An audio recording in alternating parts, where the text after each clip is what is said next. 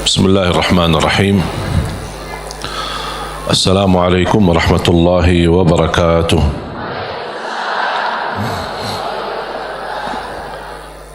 الحمد لله رب العالمين، وأشهد أن لا إله إلا الله وحده لا شريك له ولي الصالحين، وأشهد أن سيدنا ونبينا محمدا عبده ورسوله الصادق الأمين. اللهم صل وسلم وبارك على سيدنا محمد وعلى آله وصحبه ومن تبعهم بإحسان إلى يوم الدين. سبحانك لا علم لنا إلا ما علمتنا إنك أنت العليم الحكيم. الحمد لله وشكر الله.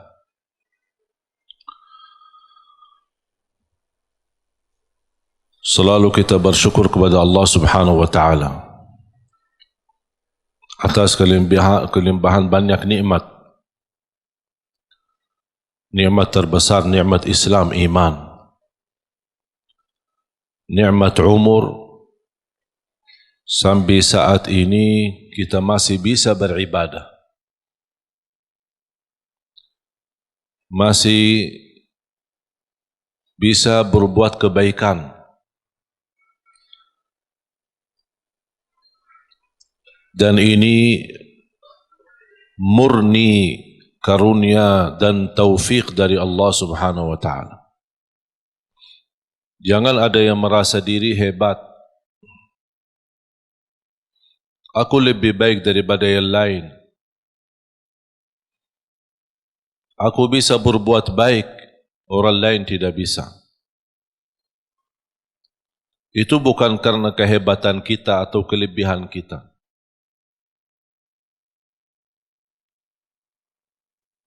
Kalau kita merasa diri bisa berbuat sesuatu, berarti harus kita banyak istighfar. Dan kita kembalikan segala karunia, segala kemampuan, segala ibadah, dan kebaikan yang kita lakukan, kita ingat ini karunia dari Allah Subhanahu wa Ta'ala. Iyyaka na'budu wa iyyaka nasta'in. Hanya kepadamu ya Allah kami beribadah, dan hanya kepadamu ya Allah kami memohon pertolongan. Di antara permohonan dan meminta pertolongan Allah Subhanahu wa Ta'ala adalah hidayah. Ihdinas siratal mustaqim. Hidayah dalam segala hal. Karena hidayah ada dua macam.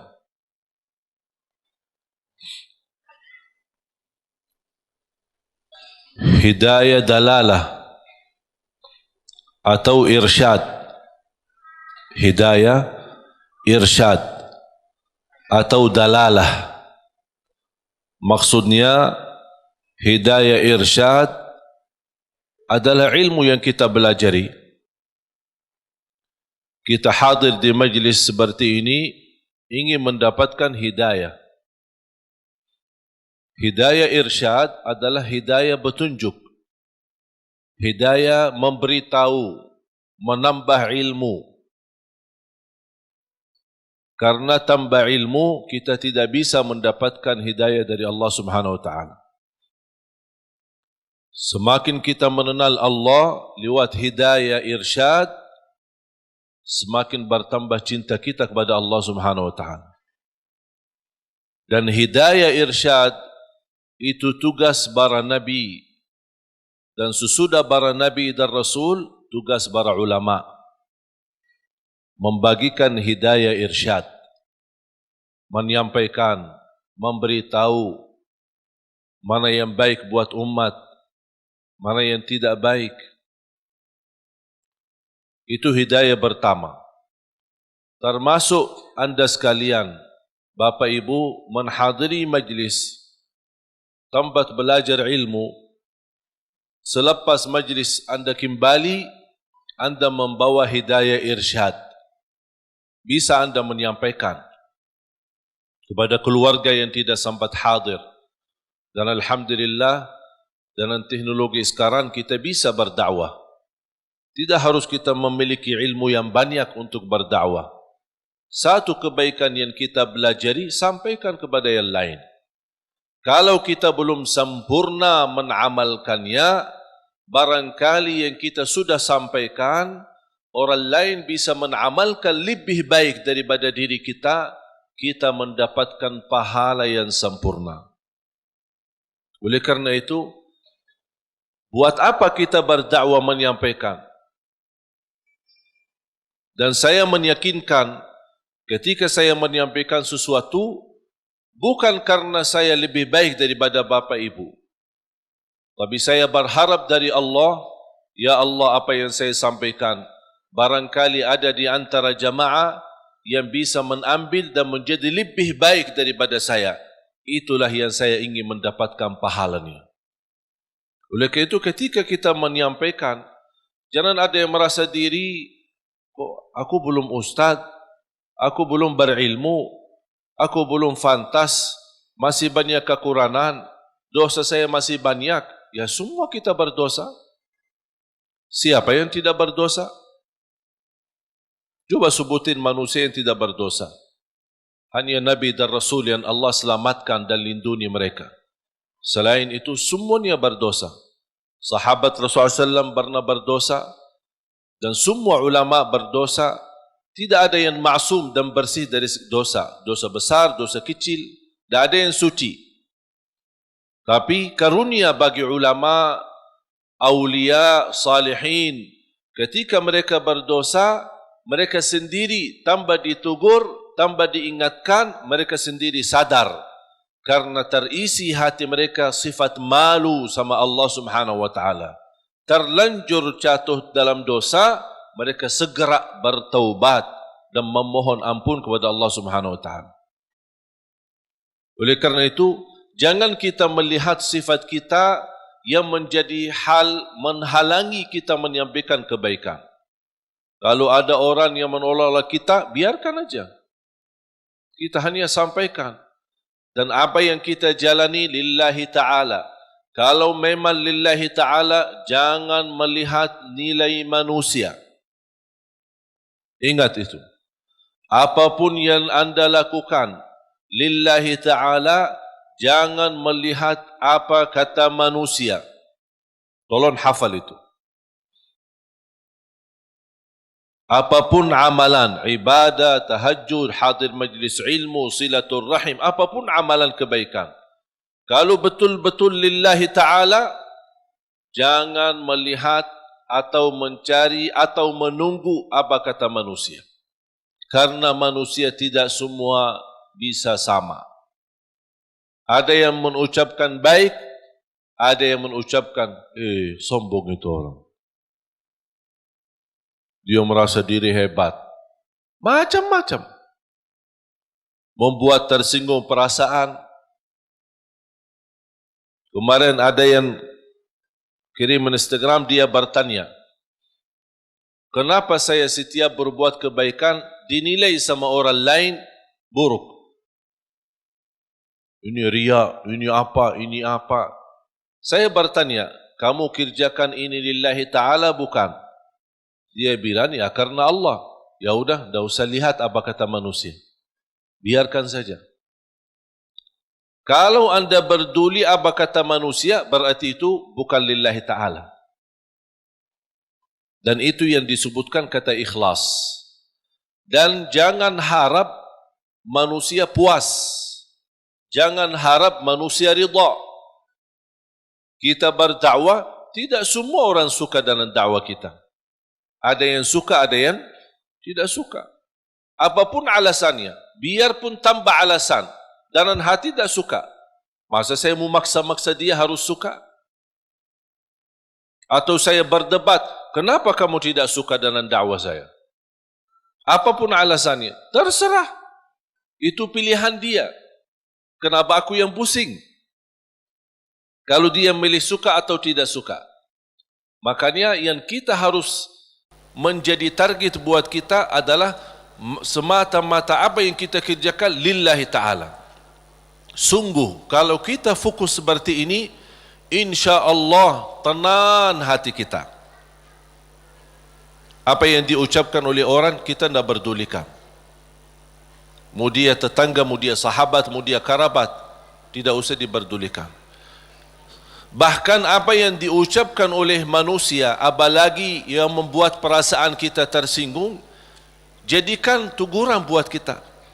Barangkali saya belum sempurna, barangkali saya belum baik, barangkali ada yang kurang. Udah menjadi pelajaran buat kita. Saya punya doa. Saya suka ketika mendengar berita ada orang koreksi saya atau menurani atau menyebutkan kata-kata yang kurang baik. Berhati-hatilah sama Syekh Ali Jabir atau apalah gitu. Begitu saya mendengar berita, saya suka mengucapkan satu doa. Ya Allah, kalau perkataan dia benar terhadap saya, ampunilah saya. Kalau perkataan dia tidak benar, ampunilah dia. Udah selesai. Karena orang yang mengucapkan sesuatu pasti salah satu, benar atau salah. Kalau ternyata yang dia ucapkan fitnah, hanya ingin menjatuhkan nama baik, hanya ingin merusak nama baik, hanya ingin membuat fitnah, berarti saya mohon Allah ampuni dia. Semoga dia diampuni Allah. Tapi kalau apa yang dia ucapkan, oh ternyata benar, walaupun seberapa persen, oh benar, bagi saya ini menjadi pelajaran supaya saya lebih berhati-hati, lebih tambah ilmu, lebih mendalami agama, kemudian dan juga memohon ampun kepada Allah Subhanahu wa taala. Karena kita tidak maksum. Faham jamaah sekalian? Jadi tenang hatinya. Dengan ucapan orang yang jauh-jauh, malah kita yang pusing. Yang jauh biarkan jauh. Dan kita harus mengetahui irda'un nasi ghayatul la tudrak. Mencari ridha manusia itu sesuatu yang susah didapatkan. Susah. Tapi kita hidup di tengah manusia, bersabarlah menghadapi segala urusan, menghadapi segala tantangan. Man ardallah bisakhatin nas, ardallah radhiyallahu anhu wa arda anhu nas. Barang siapa yang mencari ridha Allah, walaupun manusia tidak suka, Allah akan ridha terhadapnya dan Allah jadikan manusia ridha. Wa man ardan nas bisakhatillah, sakhitallahu an wa askhata anhu nas atau askhata alaihi nas. Dan barang siapa yang mengharapkan ridha manusia dengan kemurkaan Allah, ada orang yang na'udzubillah dia lebih berduli manusia daripada Allah. Yang penting manusia suka, yang penting orangnya senang. Kalau Allah dia tidak berduli. Apa yang akan terjadi kata Rasulullah SAW? Akan Allah murka terhadap dia dan Allah akan jadikan manusia tidak akan ridha terhadapnya. Berarti kuncinya di siapa? Di tangan Allah. Kembali kepada Allah Subhanahu wa taala. Makanya jemaah sekalian, ada satu ibadah bagi saya pribadi seindah ibadah. Indah ibadah, nikmat. Bahkan Rasulullah SAW sebutkan senjata bagi orang mukmin ibadah tersebut. Senjata. doa. Seindah ibadah bagi saya adalah doa. Bahkan orang yang tidak selalu berkenan berdoa kepada Allah, orang itu sombong. Sebagaimana Allah sebutkan di dalam surat Ghafir, surah 40 ayat 60. A'udzu billahi minasy syaithanir rajim. Wa qala rabbukum ud'uni astajib lakum. Innal ladzina yastakbiruna an ibadati sayadkhuluna jahannama dakhirin. Sadaqallahul azim. Wa qala rabbukum ud'uni astajib lakum. Allah memerintahkan kalian untuk berdoa kepadaku, kata Allah, aku akan ijabah. Berarti kalau kita doa, berarti itu kan perintah. Ud'uni, perintah. Allah mengajak kita, memerintahkan kita berdoa. Dan Allah juga menjanjikan, astajib lakum, aku akan ijabah. Saya mengambil kesimpulan dari ayat ini, dan ada ayat yang lain. Saya suka berdoa seperti ini. Ya Allah, aku berdoa memohon kepadamu sesuai perintahmu. Sesuai perintahmu. Karena yang memerintahkan kita doa siapa? Allah. Ya Allah, aku berdoa memohon kepadamu atas perintahmu. Ya Allah, aku mohon diijabah sesuai janjianmu. Bisa enggak hafal doa ini? Nah, ini doa saya ini. Bisa? Itu kalau bahasa Arab namanya ta'wilul Quran. Namanya ta'wil Al-Quran. Mengambil ayat, memahami ayat tersebut dan bisa mengeluarkan doa dari makna daripada ayat itu. Allah memerintahkan kita berdoa dan Allah janji akan terima. Ya Allah, aku berdoa sesuai perintahmu. Karena Allah memerintahkan saya berdoa, aku berdoa. Tapi aku mohon diijabah sesuai janjianmu. Karena sungguh innallaha la yukhliful mi'ad. Allah tidak mengingkari janji. Sebenarnya mengucapkan doa atau melafazkan doa itu kembali kepada kemampuan kita masing-masing. Tidak harus sesuai kata yang saya sampaikan, tapi yang saya harap Bapak Ibu fahami apa yang saya makna, apa yang saya maksud dan ucapkan. Bisa Anda membuat ucapan sendiri yang bisa menjadi tanda hubungan Anda sama Allah Subhanahu wa taala. Karena doa adalah hubungan hamba sama Allah. Ada satu ayat di suratul Baqarah 186. أعوذ بالله من الشيطان الرجيم وإذا سألك عبادي عني فإني قريب أجيب دعوة الداع إذا دعان فليستجيبوا لي وليؤمنوا بي لعلهم يرشدون.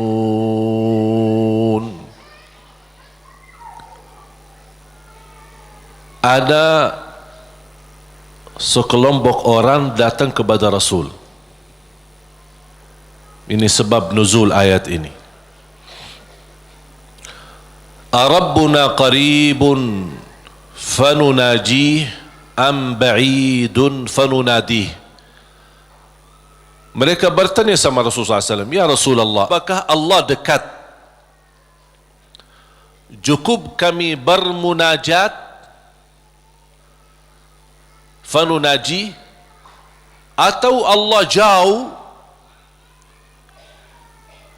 perlu munadat. Munadat dalam bahasa Arab panggilan bagi orang yang jauh. Munadat. Kalau munajat, orang yang dekat. Makanya dalam bahasa Indonesia disebut apa? Kita bermunajat kepada Allah. Makanya ada sahabat bertanya, ya Rasulullah, apakah Allah dekat? Cukup kami munajat, artinya tidak perlu kerasi suara, tidak perlu teriak-teriak, karena Allah sudah dekat. Munajat namanya kalau bahasa Arab. Makanya ketika saya mendapatkan kata munajat dalam bahasa Indonesia, ini sebenarnya dari bahasa Arab. Munajat bahasa Indonesia sama munajat dalam bahasa Arab. Tapi punya makna. Kalau yang selama ini Bapak Ibu yang fahami barangkali daripada munajat, doa kan? Ada arti yang lain selain doa? Tapi kalau dalam bahasa Arab munajat, doa kepada Allah yang sangat dekat. Itulah artinya. Munajat, berdoa kepada Allah yang sangat dekat. Makanya disebut kata munajat. Beda sama munadat. Terakhir T, munadat. Munadat itu adalah panggilan bagi orang yang jauh. Misal kalau ada orang jauh, bilang apa? Fulan, saya di sini. Kan dia jauh, biar dia perhatikan kita. Itu kalau dalam bahasa Arab nada. Nada panggil orang yang jauh supaya dia bisa mendengar kita. Sahabat bertanya, Rasul, apakah Allah dekat? Cukup kami munajat atau Allah jauh, perlu kami munadat. D dan terakhir T. Munadat. Rasulullah SAW diam, tidak menjawab. Turunnya wahyu membawakan ayat ini, Suratul Baqarah ayat 186.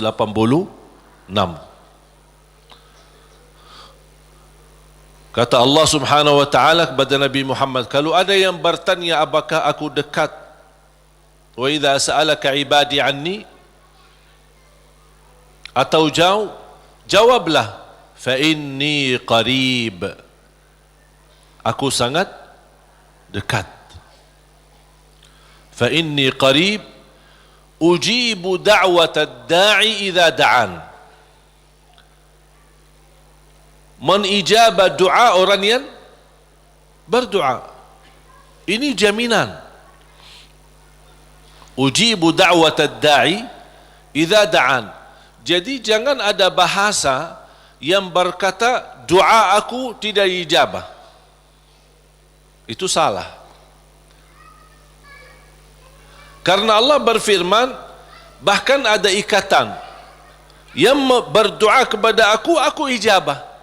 Artinya apa? Yang tidak berdoa kepada aku, buat apa aku ijabah? Betul enggak? Berarti Allah sudah kaitkan yang berdoa di, yang tidak berdoa tinggal anda milih. Tapi tidak boleh ada bahasa aku berdoa tapi kainnya diijabah. Oh, berarti salah kita. Tidak sesuai kalamullah, tidak sesuai ayat Al-Quran, bahkan tidak sesuai janji Allah, sebagaimana kita baca tadi di surat Ghafir, surah 40 ayat 60. Jadi jamaah sekalian, ketika berdoa yakini, Doa itu bukan terpilih untuk seorang tertentu. Boleh minta doa sama orang salih, guru kita, ulama, kiai, habaib, boleh. Ketika kita berkesempatan jumpa mereka, tolong doain, semoga lancar, boleh. Tapi kalau sudah ketemu, dah mau berdoa, mau enggak? Ya harus mau. Masa tunggu-tunggu orang-orang yang salih datang baru kita minta? Atau kita capek cari ke sana kemari? Kalau kita kebetulan di tempat yang tidak ada orang salih, bagaimana? Masa tidak mau berdoa? Kalau tidak mau berdoa, itu justru tanda orang sombong. Berdoa dengan keyakinan Allah pasti ijabah. Jangan ada sedikit keraguan, apakah mau enggak Allah terima doa saya? Fantas enggak saya diterima doa? Perbuatan perilaku saya seperti ini. Jangankan doa kita. Kira-kira siapa yang lebih jahat? Kita atau syaitan? Hah? Oh, jawab dong. Oh, kalau ada yang jawab, aku lebih buruk dari syaitan, na'udzubillah ini. Ini kenal diri banget ini. Tak ada yang lebih buruk dan jahat daripada syaitan. Syaitan pernah berdoa, Allah ijabah doa ini. Apalagi kita.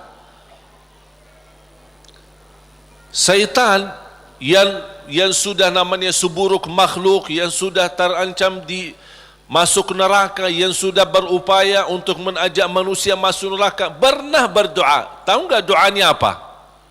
Ketika dia menolak perintah Allah bersujud kepada Nabi Adam, Allah usir dia dari rahmannya, dan Allah subhanahu wa ta'ala ancam dia masuk neraka. Apa permintaannya? Dia minta satu, kalau memang seperti ini, ya Allah, mohon panjangkan umur saya sampai hari kiamat. Satu-satunya makhluk yang umurnya panjang sampai hari kiamat itu syaitan. Masih hidup. Sampai akan datang satu saat, itu menjadi salah satu ciri hari kiamat. Di akhir zaman, sudah di ujung dunia, Allah kirimkan sebuah angin. Setiap manusia beriman mencium angin itu, dihirup angin itu, akan langsung mati. Yang hanya tersisa di muka bumi, yang tidak ada orang mengucapkan la ilaha illallah. Habis. Dan mereka sendiri yang nanti yang menjadi seburuk-buruk manusia di muka bumi, yang tidak ada sedikit pun beriman kepada Allah Subhanahu wa taala. Dan mereka yang akan menghadapi proses kejadiannya hari kiamat, sampai mereka mati semua total, baru Allah Subhanahu wa taala memerintahkan malaikat Israfil untuk meniup, dan kemudian keluar suara yang kencang, dan dihidupkan semua manusia kembali. Yang baik, yang buruk, yang salih, yang talih, yang beriman, yang tidak beriman, semua akan dihidupkan kembali sama-sama. Jadi syaitan diijabah doanya. Kira-kira mana yang lebih fantas diijabah doa, syaitan atau kita?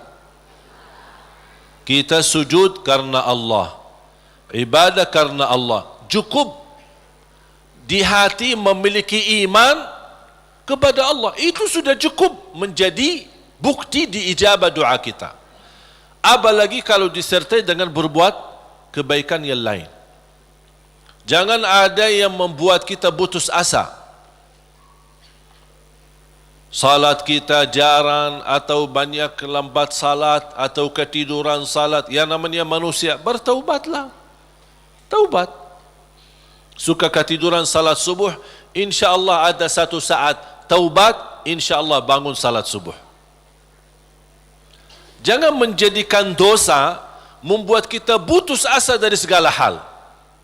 Semuanya berdosa, bahkan harus berdosa. Tak ada manusia yang tidak berdosa.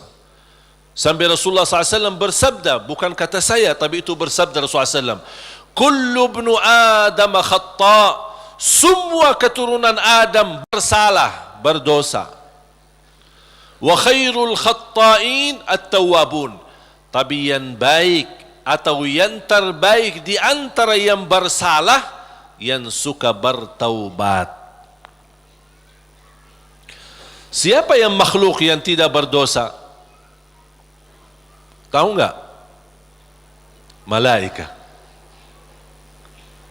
Malaika satu-satunya makhluk yang tidak boleh berdosa.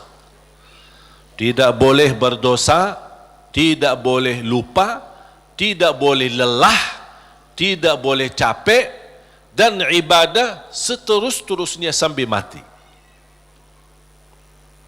Mengapa? Karena Allah menciptakan mereka seperti itu.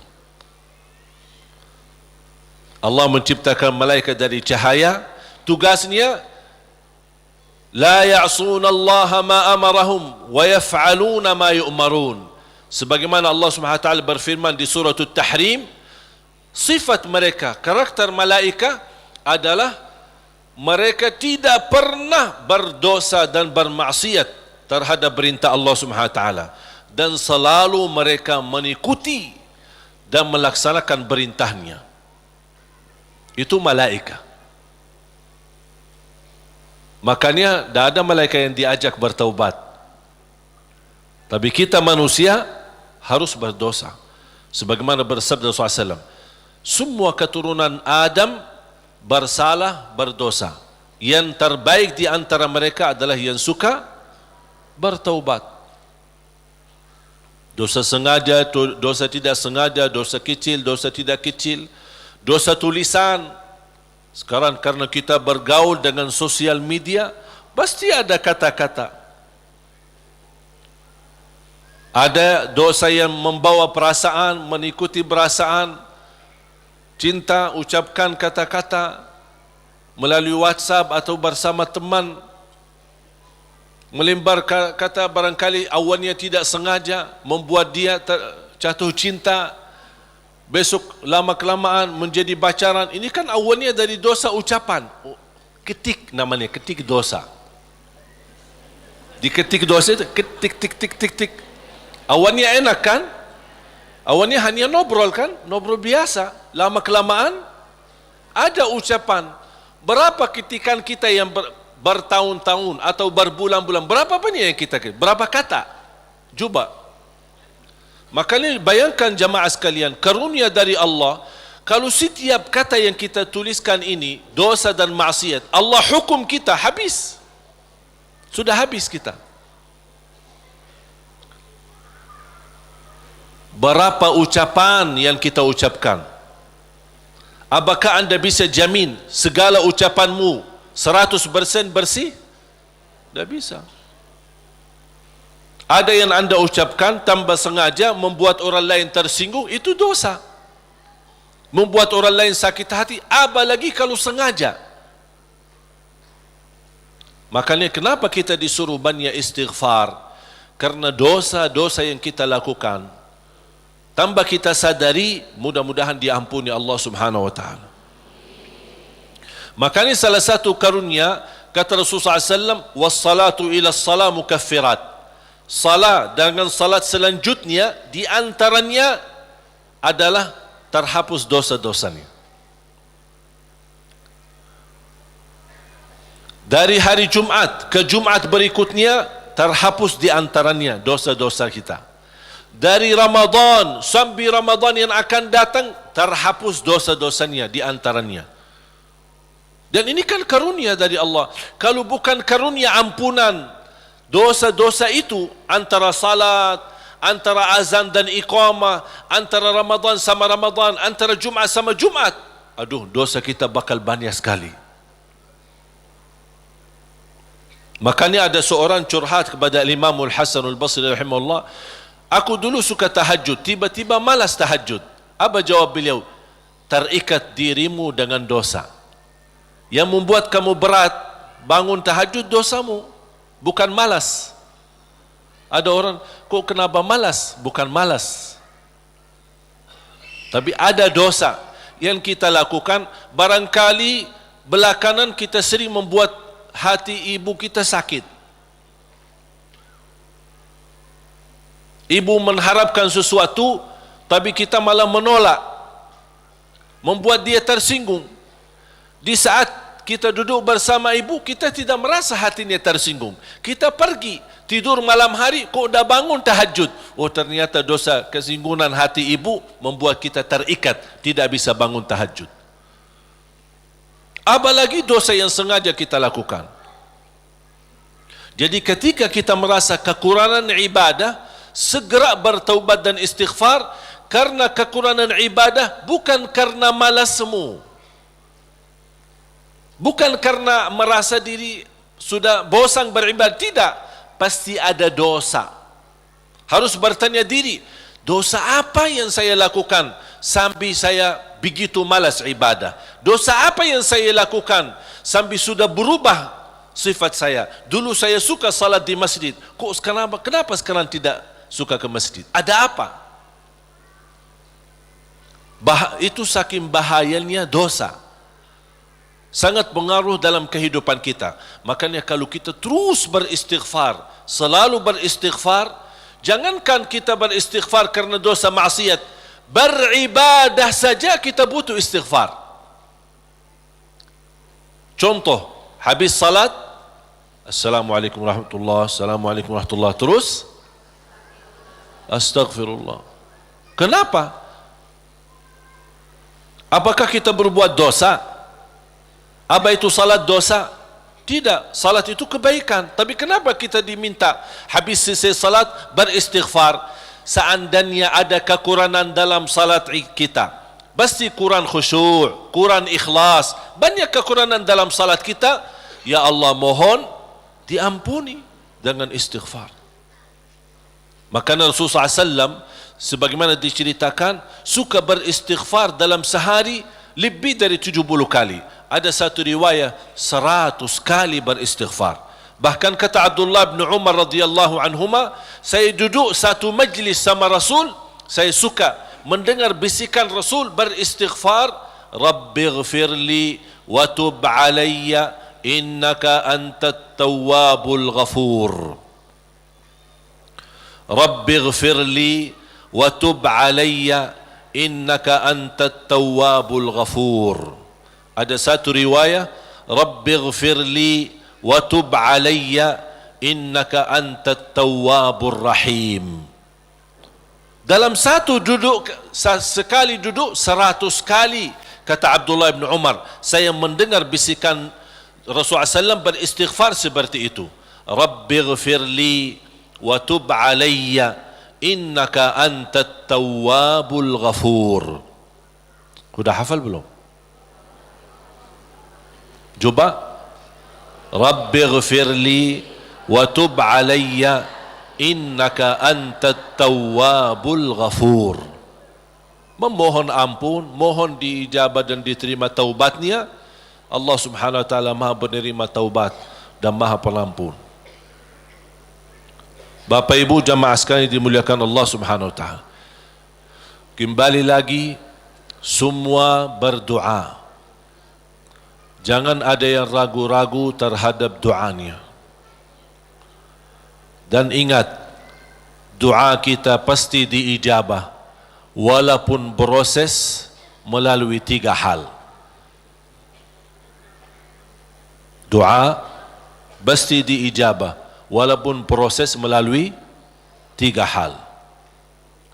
Yang pertama, diijabah doa kita menolak takdir yang buruk, menghilangkan takdir yang buruk. Contoh, kita memohon, ya Allah kasih aku jodoh, tapi jodohnya belum datang. Ternyata dalam takdir, karena kita sering berdoa meminta sesuatu, Allah sudah ijabah, tapi Allah memilih daripada memberi jodoh, ada yang lebih daripada itu. Apa?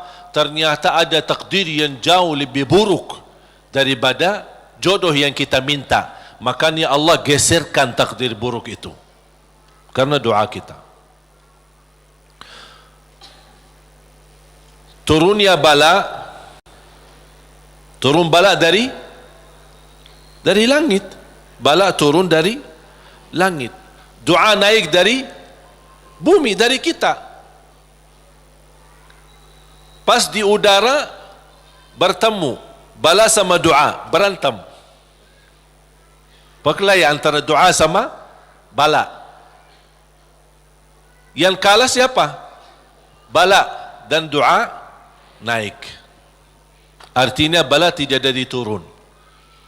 Itu saking kuatnya dan berkahnya doa kita. Berarti doa pasti diijabah. Proses pertama, doa yang kita minta Allah belum ijabah secara langsung sesuai permintaan, tapi Allah menolak sebuah bala yang kita tidak tahu. Misal, tertulis dalam takdir kita hari ini akan kena kecelakaan motor, tapi ternyata doa kita tidak pernah bilang, ya Allah selamatkan saya dari kecelakaan motor misalnya. Kita dah berdoa seperti itu. Tapi karena Allah melihat dalam takdir ada bala yang akan turun hari ini, tapi karena kita suka berdoa, Allah memilih mana yang baik. Allah yang lebih tahu mana yang baik. Apakah ijabah sesuai permintaan atau Allah memberi penggantinya yang lebih baik. Ternyata penggantinya yang lebih baik, Allah memilih tolak bala. Allah bisa saja kasih jodohnya tapi kena kecelakaan motor. Nanti merasa nyesal. Aduh, baru sudah nikah atau ketemu jodohnya malah dirawat di rumah sakit. Kesal enggak? Merasa aduh gimana gitu. Makanya percaya jamaah sekalian, pilihan Allah itulah yang terbaik. Ada orang minta sama saya, boleh enggak saya berdoa? Saya suka sama seorang misal. Saya jatuh cinta sama dia.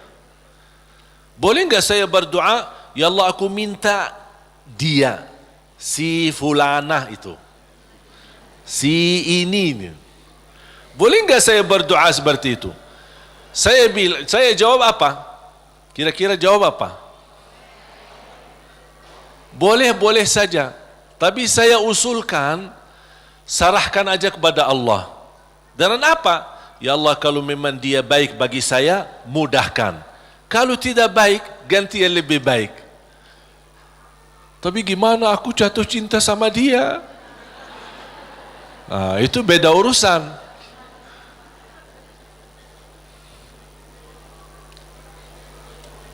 Nanti ada satu cerita, insya-Allah indah, bisa menambah wawasan buat kita. Yang kedua, diijabah doa kita dan diberi oleh Allah Subhanahu wa taala sesuai permintaan. Apakah saat ini atau besok atau bisa lama. Tapi kita percaya pilihan Allah itulah yang terbaik. Yang ketiga, doa yang kita minta atau yang kita selama ini bermunajat, ternyata bala masih terus menimpa kita. Musibah kita terus ketemu. Selesai satu masalah, tambah lagi masalah. Kemudian permintaan yang kita minta juga belum ketemu. Saya minta kerjaan yang bagus, belum ketemu. Saya sudah berusaha melamar kerja sana sini, belum ada. Terus mana doa aku selama ini, mana? Ternyata yang ketiga, jatuhnya yang di ketiga. Yang ketiga apa? Allah simpan doa kita buat di akhirat. Berarti tidak ada yang hilang di sisi Allah. Kalau tidak tertolak bala, tidak diijabah sesuai permintaan, berarti yakini disimpan di akhirat. Sahabat dan orang salih lebih suka doanya selama di dunia disimpan buat akhirat, karena di akhirat bakal lebih butuh bantuan dan pertolongan Allah dan berkat doa kita. Faham? Walaupun sifat manusia ingin melihat secara langsung, minta, ya Allah minta rumah, ada rumah, minta ini, ada ini. Mohon maaf Bapak Ibu, kalau Allah ijabah atau berikan sesuai permintaan kita, nanti kita berhenti berdoa. Apapun yang kita minta, ya Allah aku minta mobil, dapat mobil. Minta kerjaan, dapat kerjaan. Minta jodoh, dapat jodoh. Minta rumah, dapat rumah. Mau haji, dapat haji. Terus segala yang kita minta dapat. Habis, dah ada minta lagi. Terus berdoa enggak? Dah ada berdoa. Tapi kalau Allah belum kasih, kita doa lagi enggak? Doa, minta lagi. Coba kata Umar bin Khattab, ketika anda berdoa jadi seperti anak kecil. Anak kecil kalau dia minta sama ibunya gimana? Nangis enggak? Berhenti nangis sebelum dikasih? Belum kan? Dia nangis sampai begitu dikasih gimana? Berhenti enggak nangisnya? Anda harus seperti itu. Doa, nangis. Ya Allah belum kasih, aku nangis lagi dong. Belum dikasih, nangis lagi. Sampai Allah berkenan kasih. Dan ini sebenarnya bukan tujuannya Allah kasih atau tidak, tapi ingat, titisan air mata ini yang menangis karena Allah akan selamatkanmu dari siksa neraka Jahannam. Rasulullah SAW bersabda, وَعَيْنٌ بَكَتْ مِنْ خَشْيَةِ اللَّهِ حَرَّمَهَا اللَّهُ عَلَى النَّارِ لَا تَمَسَّهَا النَّارِ. Barang siapa yang menangis karena Allah, akan Allah haramkan jasadnya disentuh oleh neraka Jahannam. Berarti kita tidak rugi. Tidak ada rugi. Biarpun tidak diijabah, ternyata titisan air mata berharga. Bisa menjaminkan kita selamat dari siksa neraka Jahannam. Mau apa lagi? Nangisnya berharga. Doanya pasti diijabah. Dan cukup dari doa, kita sudah membuat ibadah atau membawa sebuah ibadah yang dicintai Allah. Karena Allah suka bisikan hamba. Apalagi kalau lama tak berdoa, Allah merindukan suara doanya kita. Apalagi doa yang tulus dan ikhlas. Makanya kadang-kadang kalau kita tidak diberi doa atau tidak beri permintaan atau tidak beri permohonan kita, terus kita berdoa terus sampai diuji, sampai di macam-macam, sampai kita merasa sudah tertekan, tidak kuat. Kira-kira bisikan doa kita seperti apa nanti? Dalam keadaan doa, dalam keadaan susah atau senang?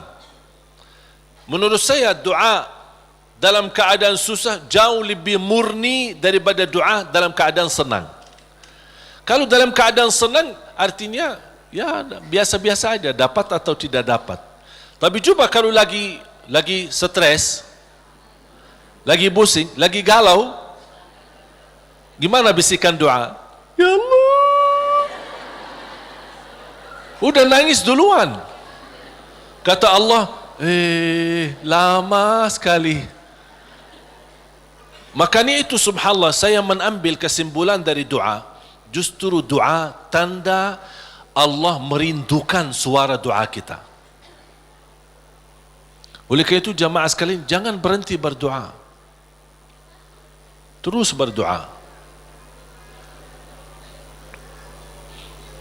Nabi Yunus alaihi salam ketika tertahan di dalam perutnya ikan berlama-lama di bawah laut, dia tidak pernah berhenti dengan mengucapkan la ilaha illa anta subhanaka inni kuntu minadh zalimin.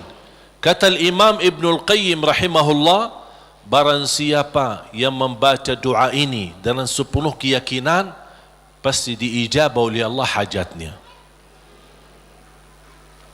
Karena Allah habis doa ini, apa kata Allah? Fastajabna lah, kami terima dan menijabah doanya. La ilaha illa anta subhanaka inni kuntu minadh zalimin. Oleh kerana itu kembali lagi, doa kita diijabah atau tidak? Saya bertanya, doa kita diijabah atau tidak? Diijabah. Yakin? Terus berdoa? Dalam keadaan apapun selalu kita berdoa. Apalagi dalam keadaan susah yang kita yakini tidak ada Tuhan yang bantu kita, tidak ada makhluk yang bisa menolong kita, tidak ada sesuatu yang bisa mengangkat segala musibah dan bala yang kita hadapi, hanya Allah subhanahu wa ta'ala. Apalagi dalam sujud,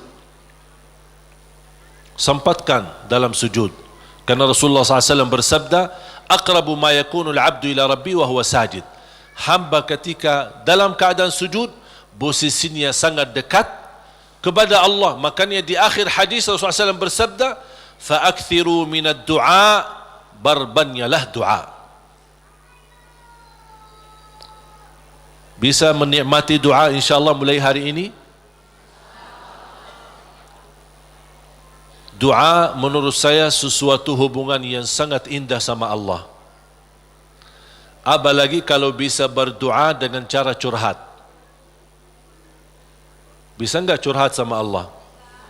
Kalau lagi galau suka curhat enggak? Sering saya terima, Ustaz boleh curhat enggak? Terus saya bilang apa ya? Boleh atau tidak? Saya bertanya, sudah curhat sama Allah belum? Dia bilang belum. Mau sama Ustaz dulu katanya. Ada saja. Belajar bagaimana bisa curhat. Sungguh kalau kita sudah biasa curhat sama Allah, tidak bakal curhat sama manusia.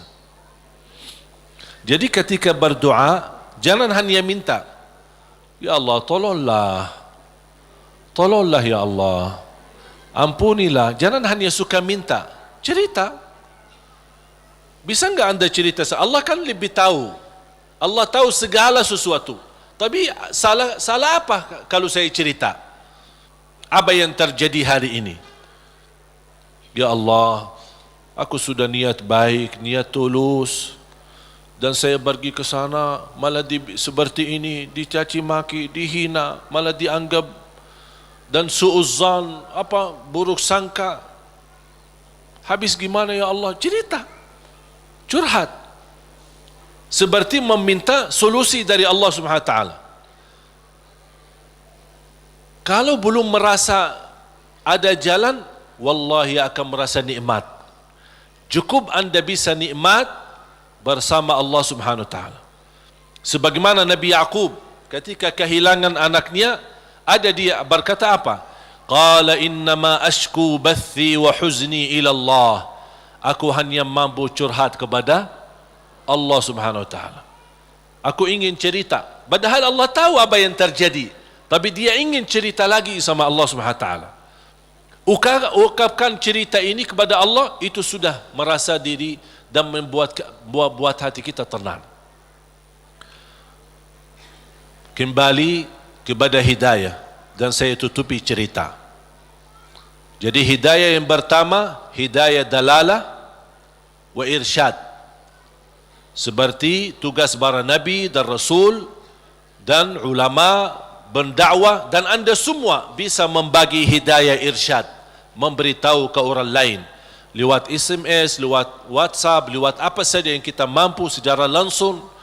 Yang kedua adalah hidayah taufiq. Hidayah taufiq.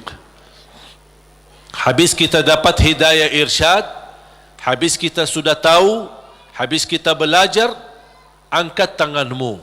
Ya Allah, berilah kepada diri aku, berikan kepada kami semua hidayah taufiqmu agar ilmu yang saya belajari bisa saya amalkan, bisa menjadi saksi baik, bisa membuat saya lebih baik, bisa merubah saya menjadi lebih baik, bisa menjadi mulia di mata manusia dan mulia di matamu ya Allah. Itu namanya hidayah taufiq. Itu yang dimaksud ihdinas siratal mustaqim. Makanya ketika kita sudah membaca Al-Fatihah dan setelah memuji Allah Subhanahu wa taala, kita meminta hidayah taufik dari Allah Subhanahu wa taala, meminta petunjuk dalam segala hal. Dalam rumah tangga kita mohon hidayah taufik. Isteri urus suami minta hidayah taufik. Suami menurusi dan melayani isterinya minta hidayah taufik. Dua-duanya melayani anaknya dan mendidik anaknya minta hidayah taufik, supaya terbangun rumah tangga sakinah mawaddah rahmah. Ketika kita bekerja minta hidayah taufik supaya kerja ini benar-benar merubah ibadah dan juga penghasilannya menjadi halal dan jauh dari syubhat apalagi yang haram. Kita meminta hidayah taufik dalam segala kehidupan kita, langkah-langkah menuju masjid, mencari nafkah, mencari rizki, semua dalam kehidupan kita selalu disertai dengan hidayah taufik. Kalau hidayah taufik berarti Allah telah memimpin kita untuk memberi yang terbaik. Kalau Allah memimpin kita memberi yang terbaik, berarti Allah sudah berkenan menerima amalan yang sudah kita berikan kepada Allah Subhanahu wa taala. Bapak Ibu, saya tutupi satu cerita. Ada seorang bekerja cukup, penghasilannya pas-pasan, kerjaannya sederhana di sebuah pabrik. Dia jatuh cinta sama seorang wanita, tapi dia merasa diri belum memiliki kemampuan untuk bisa melamar dia. Dia hanya berdoa kepada Allah Subhanahu wa taala bagaimana supaya bisa mendapatkan kerjaan yang lebih baik, kerjaan yang lebih besar, supaya penghasilannya banyak dan bisa membawa dia atau menikahi dia. Sudah berdoa, sudah memohon berlama-lama, tapi dia tidak sabar untuk menanti-nanti bertemu dengan jodohnya. Dan dia tidak menyerahkan kepada pilihan Allah mana yang terbaik. Ternyata dia sendiri dengan merasa diri hebat untuk mencari solusi sendiri. Dia membaca sebuah iklan penawaran kerja di tempat yang baik, yang bagus, gajinya lebih besar. Dia membuat surat memundurkan diri dari tempat kerjaan untuk melamar kerjaan yang baru.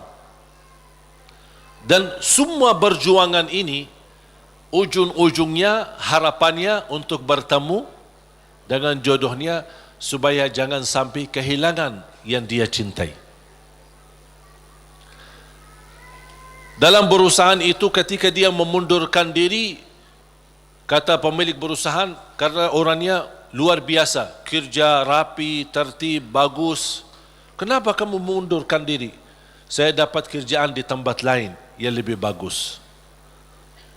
Sambil ditawarkan kenaikan gaji walaupun tidak sebanyak perusahaan baru, tapi tetap dia mengambil keputusan mundurkan diri.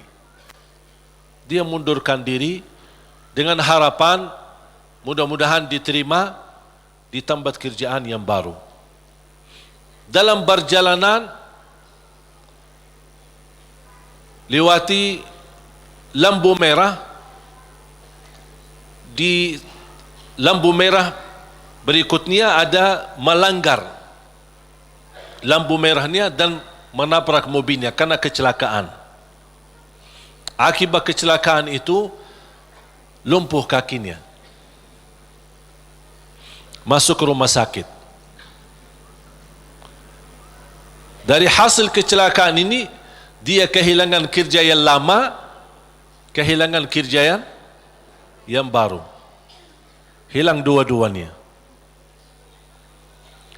Berharap selama dia di rumah sakit, barangkali si perempuan yang selama ini dia cintai bisa datang.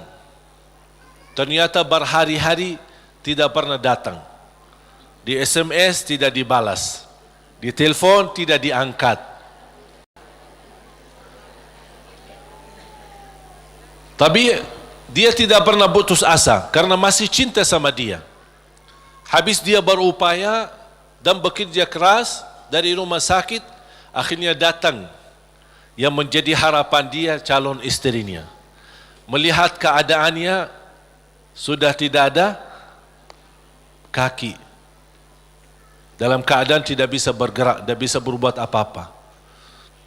Datang melihat keadaannya, si calon istrinya ikut sedih, tapi tidak berbanyak bicara. Kemudian dia meninggalkan rumah sakitnya dan dia SMS kepada si laki, mohon maaf, barangkali kita bukan jodoh. Soalnya ada seorang yang datang ke rumah bapa melamar saya. Bertambah sakit. Sakit kaki ditambah sakit hati. Yang menabrak dia ketika kecelakaan ternyata seorang perempuan cantik dan dari keluarga yang kaya. Dan subhanallah, karena si perempuan ini merasa diri bersalah, selama di rumah sakit si perempuan ini terus melayani dengan ikhlas dan tulus. Tapi si laki ini masih hatinya ke si perempuan itu. Sampai alhamdulillah selesai dirawat di rumah sakit, dipindahkan ke rumahnya. Pas sampai ke rumahnya, masih si perempuan cantik itu suka datang ke rumahnya melayani. Dan ada ibunya juga, ibu si laki itu. Lama kelamaan sudah mulai terbawa hati dan perasaan. Tapi dia merasa malu. Wanita ini cantik, dari keluarga yang kaya, aku orang susah, dulunya aku bekerja aja pas-pasan, apalagi sekarang tidak ada kerja. Dalam keadaan kalau saya bicara sama dia, kira-kira mau enggak sama aku? Dia masih belum meyakinkan. Dia hanya menyerahkan kepada Allah Subhanahu wa taala. Ketika satu saat pagi hari, dia sudah merasa setiap pagi menunggu si perempuan datang karena dia suka rutin, ikhlas, tulus untuk datang melayani. Di pagi hari menunggu datang si perempuan. Seperti biasa bikinin teh, terus datang, siapin sarapan, walaupun ibunya ada. Tapi dia sudah merasa diri bersalah, ingin membalas, ingin berbuat sesuatu. Dan langsung perempuan berkata, aku ingin sampaikan sesuatu, boleh? Kata si laki, saya juga ingin menyampaikan sesuatu. Tapi tidak apa-apa, kamu duluan. Langsung si perempuan dengan keberanian, dia berkata, mau enggak berkenan saya jadi istrimu? Sama dengan harapan dia. Dia langsung kaget. Seperti perasaan yang sama, keinginan yang sama, hati yang sama.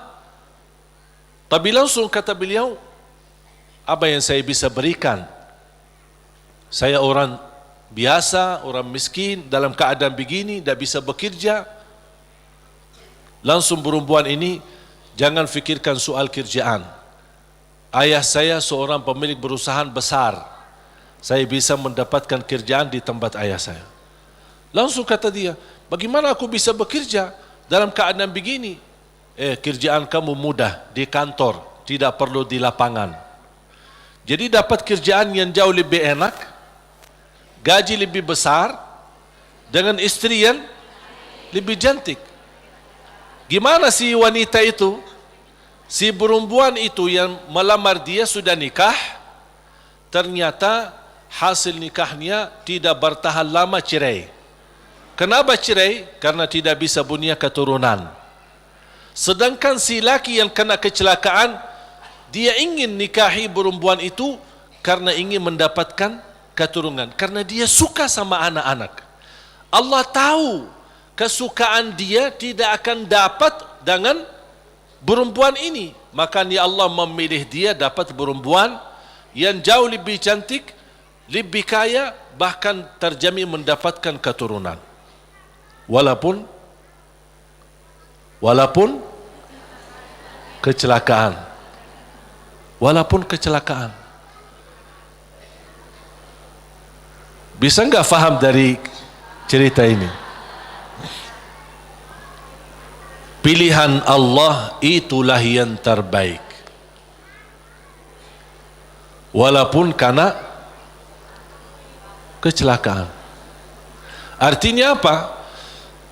Orang kecelakaan atau tidak kecelakaan, yakini pilihan Allah itulah yang terbaik. Makanya saya usulkan, kalau anda berdoa meminta sesuatu, disertai doamu dengan kata, ya Allah, kalau memang ini yang baik, mudahkan. Kalau ya Allah melihat ada yang lebih baik, berilah yang terbaik. Soal lamar kerja, soal jodoh, soal belajar, siswa di sini atau di luar negeri, dimanapun, apapun langkah yang anda ingin ambil keputusan, minta sama Allah, ya Allah, kalau memang keputusan saya ini itulah yang terbaik, mudahkan. Kalau tidak baik, ya Allah, pilihlah yang, tunjukkanlah kepada saya yang lebih baik. Percaya, Allah tidak ingin membuat kita susah. Makanya jangan kita membuat diri susah. Allah akan memberi yang terbaik walaupun prosesnya lewat ujian. Walaupun prosesnya melalui ujian. Karena bisa jadi melalui ujian anda bisa menjadi jauh lebih mulia dan jauh lebih terkabul hajat sesuai pilihan Allah Subhanahu wa taala. Saya tidak milih datang ke Indonesia. Bahkan tidak pernah berdoa, ya Allah bawa saya ke Indonesia. Dan tidak pernah menjadi cita-cita saya untuk ke Indonesia. Tapi saya yakini apa yang Allah pilihkan buat saya nikmati, saya juga memberi yang terbaik karena Allah Subhanahu wa taala. Makanya di mana Allah tempatkanmu, di mana Allah posisikanmu, berilah yang terbaik lillahi ta'ala, menjadi pertama tanda syukur kita atas posisi kita, dan mudah-mudahan itulah yang menjadi pilihan Allah. Kalau itu yang menjadi pilihan Allah, berarti percayalah itulah yang terbaik. Faham? Mohon maaf Bapak Ibu, cerita yang saya ceritakan jangan cari dalam Quran ya. Nggak ada ya. Ini buatan saya ini.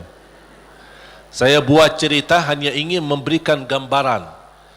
Dari kesimpulan ayat dan hadis, memang ternyata pilihan Allah yang terbaik. Walaupun proses lewat ujian. Mungkin pernah dulu saya menceritakan cerita gigitan anjing. Ingat gak? Masih ingat gak? Lupa ya? Hah? Mau gak cerita? Boleh satu? Hah? Boleh enggak? Ada seorang berdoa, ya Allah, aku mohon jodoh yang salihah, yang cantik, yang kaya. Itu doanya. Minta yang salihah, cantik, kaya lagi. Karena dia orang miskin. Dapat miskin ya tambah susah lagi. Tak ada doa yang lain. Tak pernah berdoa, ya Allah ampunilah saya, ya Allah rahmatilah. Itu aja doanya. Bismillahirrahmanirrahim. Ya Allah jodoh yang baik, yang salihah, yang cantik, yang kaya. Dapat sedikit rezeki, pergi haji. Selama dia tawaf, ya Allah jodoh yang salihah, yang cantik, yang kaya. Safa Marwah, ya Allah, jodoh yang salihah, yang cantik, yang kaya. Itu aja doanya. Fokusnya luar biasa. Pas pulang kembali ke tanah air dalam keadaan sedang memimpikan dan membayangkan bagaimana ketemu jodohnya. Pas di kampung malam hari dia melewati jalan dikejar anjing. Dan anjing sifatnya kalau kita lari dikejar sampai digigit kakinya. Datang ambulan dibawa ke rumah sakit. Pas dalam perjalanan dia merasa nyesal. Ya Allah, selama ini minta jodoh yang salihah, yang cantik, yang kaya. Masa dikirimkan anjing? Merasa tidak terima gitu. Jadi aku selama ini minta ini kok dikirimin anjing. Artinya ujian. Dia tidak mau, merasa diri tidak terima. Pas sampai ke rumah sakit, dirawat sama seorang dokter yang salihah, yang cantik, yang kaya, jadi jodohnya.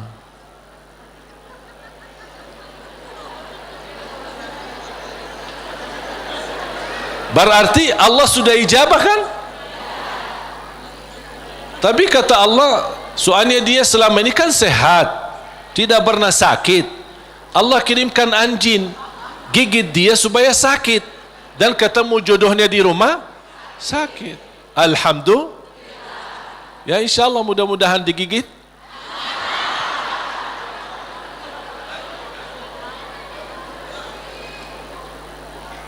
Makanya subhanallah jemaah sekalian, wallahi percayalah sama Allah. Percayalah sama Allah. Termasuk apa yang terjadi di Palestina, percayalah sama Allah. Allah tidak suka umat Islam ditindas. Allah tidak suka umat Islam dalam keadaan dihina, diusir, dibunuh.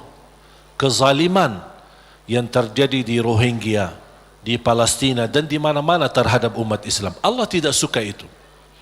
Cuman pasti ada sesuatu yang Allah ingin tunjukkan, yang menjadi pilihan.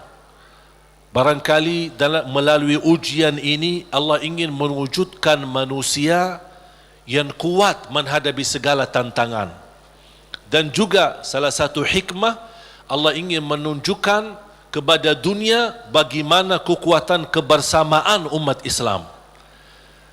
Dan alhamdulillah, menurut saya apa yang terjadi dari hasil diumumkan Al-Quds menjadi ibu kota Israel justru memang nampaknya ujian, tapi bagi saya nikmat, karena dari situ umat Islam mulai bersatu. Tidak pernah tergerak semua dunia, jangankan yang muslim, non-muslim pun tergerak. Semuanya turun di lapangan untuk menunjukkan ke mata dunia, kami menolak proses ini. Dan inilah salah satu hikmah yang Allah ingin tunjukkan kepada manusia dan kepada musuh Islam, bagaimana kebersamaan kita, kepedulian kita. Walaupun kita memang tidak bisa membantu banyak untuk saudara kita Palestina, tapi upaya kita, sedekah kita, infak kita, doa kita dan rasa kepedulian kita mudah-mudahan menjadi tanda saksi baik. Ya Allah, itulah yang kami bisa berikan. Kami tidak bisa merubahkan keputusan, tapi kami bisa menunjukkan perasaan dan bisa menunjukkan yang baik dalam doa dan kekuatan kita, karena kekuatan kita adalah kebersamaan. Kalau kita bersatu, baru musuh Islam mulai memfikirkan jangan bermain-main lagi terhadap umat Islam. Makanya mari kita sama-sama menjaga kebersamaan kita. Tinggalkan perbedaan. Jangan kita membuat perbedaan menjadi perpecahan. Jadi perbedaan di antara kita adalah kekayaan ilmu yang bisa kita sama-sama menghormati dan sama-sama menjaga, bukan sama-sama menjatuhkan dan sama-sama menjelekkan.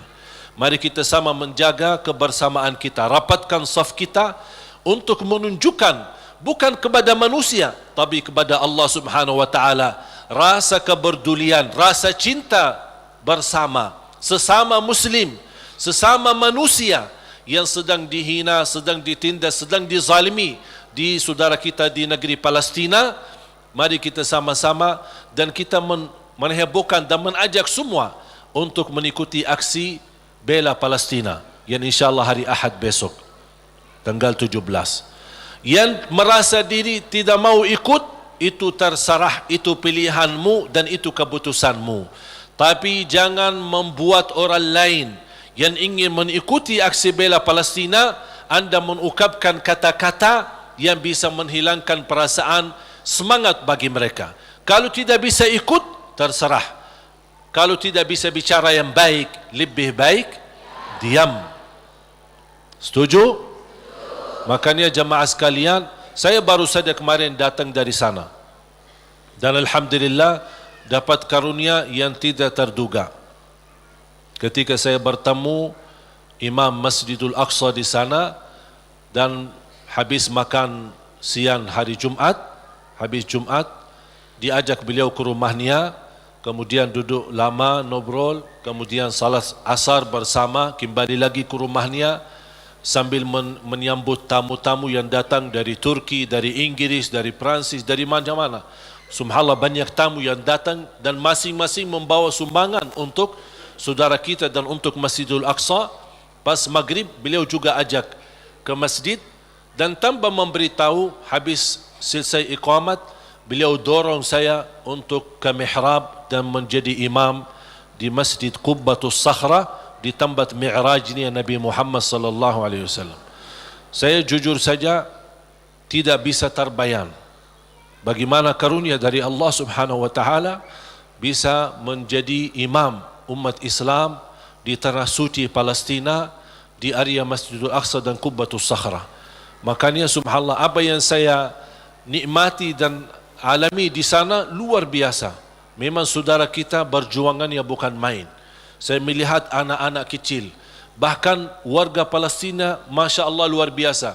Dari jam 3 sudah mereka berdiri di depan pintu-pintu Masjidul Aqsa, yang sebelum masuk ke area masjid kan ada halaman besar kayu bagar, dan bagar itu ada pintu-pintu. Memang sayang sekali pintu-pintu yang di bagar itu dikuasai oleh orang Yahudi Israel, dan senjata, di bawah mereka senjata menjaga. Dan kita menunggu dari jam 3 sampai jam 4 baru dibuka pintu, baru kita bisa masuk untuk salat tahajud. Subhanallah, bisa saya melihat orang-orang Palestina. Kalau saya hanya sebagai berkunjung ke sana 2 hari, 3 hari, paling lama 1 minggu, kemudian kembali lagi. Saya bayangkan orang-orang tua-tua, pemuda-pemuda, wanita yang warga sana, yang memang tinggal dekat sana setiap hari bertahun-tahun, yang sudah proses melalui lebih dari 70 tahun dalam keadaan seperti ini. Tapi subhanallah mereka masih sabar, tidak ada yang mundur, tapi masih terus bisa datang duluan dari jam 3 dengan harapan dibuka pintu. Walaupun mereka tahu dibuka pintu sebelum subuh 1 jam, tidak boleh lebih sebelumnya. Tapi subhanallah tetap mereka dengan segala harapan sama Allah Subhanahu wa taala. Inilah yang menurut saya melihat perjuangan ini membuat saya semangat. Saya hanya 1 hari 2 hari aja sudah merasa kesal sama orang Yahudi yang menjaga. Bagaimana mereka yang 60 tahun? Bagaimana kesabaran dan perjuangan mereka? Makanya jamaah sekalian, Allah punya hikmah. Apa yang terjadi di negeri Palestina, Allah ingin mewujudkan generasi-generasi yang insya-Allah kuat imannya, kuat menghadapi tantangannya, dan inilah mereka yang akan diwujudkan oleh Allah, yang akan mampu membebaskan dan memerdekakan insya-Allah negara Palestina. Sebagaimana Indonesia berhasil merdeka, kita insya-Allah juga mendoakan insya-Allah ada satu saat kita semua bergembira dengan kemerdekaan negeri Palestina dan kemerdekaan Masjidul Aqsa, dan yakini itu yang akan terjadi. Ini bukan kata saya, tapi kata Rasulullah SAW. Sebagaimana Masjidul Aqsa diambil oleh mereka, akan Masjidul Aqsa kembali di tangan umat Islam. Walaupun memang prosesnya cukup lama, dan kita berharap sama Allah tanpa kita putus asa, kapan tiba saatnya Allah akan memberi yang terbaik untuk umat Islam. Amin ya Rabbal Alamin. Mari kita sama-sama berdoa. Dan jangan lupa ketika ada kesempatan untuk kita membantu saudara kita lewat aksi hari Minggu besok, aksi bela Palestina, lewat doa kita, lewat sedekah kita, dan insya-Allah mudah-mudahan di bulan Januari saya berusaha bisa kembali ke sana, mudah-mudahan bisa berjalan lancar. Doakan, mudah-mudahan insya-Allah apa yang kita harapkan untuk saudara kita mudah-mudahan dikabul oleh Allah Subhanahu wa taala. Bismillahirrahmanirrahim. Alhamdulillahirabbil alamin. Ya Rabbi lakal hamdu kama yanbaghi li jalali wajhikal karim wa li 'azimi sultanik. Allahumma salli ala Muhammad wa ala ali Muhammad. Ya Allah ya arhamar rahimin. Ya arhamar rahimin. Ya arhamar rahimin. Rahmatilah kami semua ya Rabbal Alamin. Kami hamba yang lemah, yang masih banyak dosa dan maksiat, banyak kesalahan terhadap diri kami, kesalahan terhadap orang tua kami, kesalahan terhadap saudara kami. Ya Allah, kami sangat membutuhkan rahmat-Mu, karena rahmat-Mu akan mampu memimpin kami dalam kehidupan kami sampai akhir hayat. Rahmatilah kami semua, hidupkanlah kami dalam keadaan iman, wafatkanlah kami dalam keadaan Islam. Jadikan kami bersama hamba-hamba-Mu yang salih-salihah. Ya Allah, doa kami untuk saudara kami di Palestina.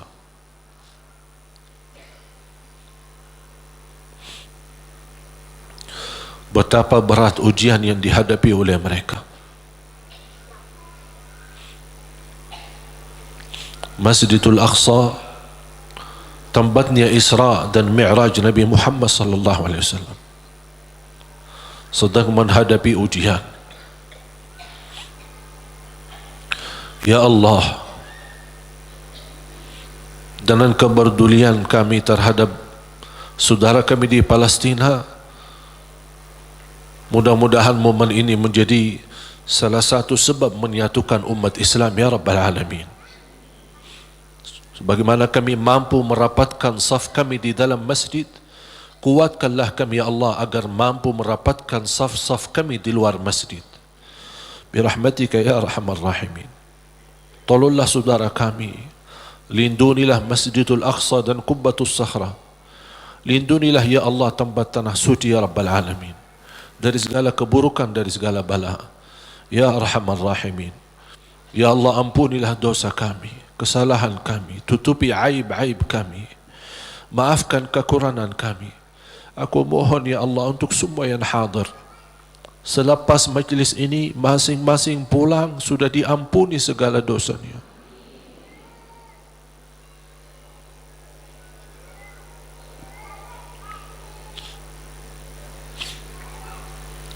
Disucikan hatinya, dibersihkan jiwanya, diselamatkan setiap langkah-langkahnya, terkabul segala keinginannya dan doanya.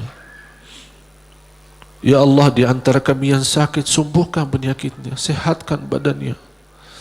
Di antara kami yang belum mampu meninggalkan dosa dan maksiatnya karena hawa nafsunya, ya Allah, kuatkan hatinya, sempurnakan imannya agar mampu meninggalkan dosa dan maksiatnya dan terima taubatnya ya Dzal Jalali wal Ikram.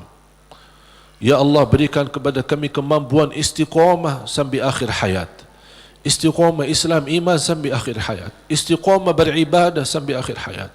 Akhiri hayat kami dengan husnul khatimah, husnul khatimah, husnul khatimah ya Allah. اغفر لنا ولوالدينا وارحمهم كما ربونا صغارا واغفر لجميع المسلمين والمسلمات والمؤمنين والمؤمنات الأحياء منهم والأموات. Tolonglah saudara kami ya Allah di negara Rohingya, di Yaman, di Iraq, di Libya, di Syria. Ya Allah, tolonglah saudara kami, angkat segala bala dan musibah, berikan kemenangan ya Dzal Jalali wal Ikram terhadap orang-orang yang zalim ya Dzal Jalali wal Ikram. Angkatlah kezaliman terhadap umat Islam ya Allah. Jauhkanlah kami dari segala macam kezaliman ya Rabbal Alamin. Lindungilah kami ya Allah dari segala keburukan, dari segala bahaya ya Arhamar Rahimin. Rabbana taqabbal minna innaka antas sami'ul alim wa tub alaina innaka antat tawwabur rahim. Ya Allah, atas izinmu kami sama-sama berkumpul di masjid ini. Ya Allah, berilah kepada kami kemuliaan, sama-sama jumpa kembali di dalam surgamu ya Allah.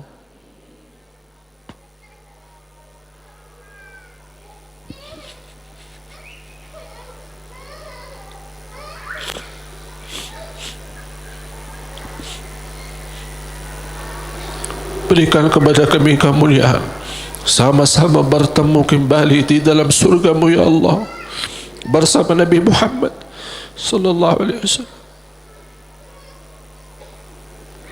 Rabbana atina fid dunya hasanah wa fil akhirati hasanah wa qina adzaban nar. Wa sallallahu ala sayyidina nabiyina Muhammad wa ala alihi wa sahbihi wa baraka wa sallam.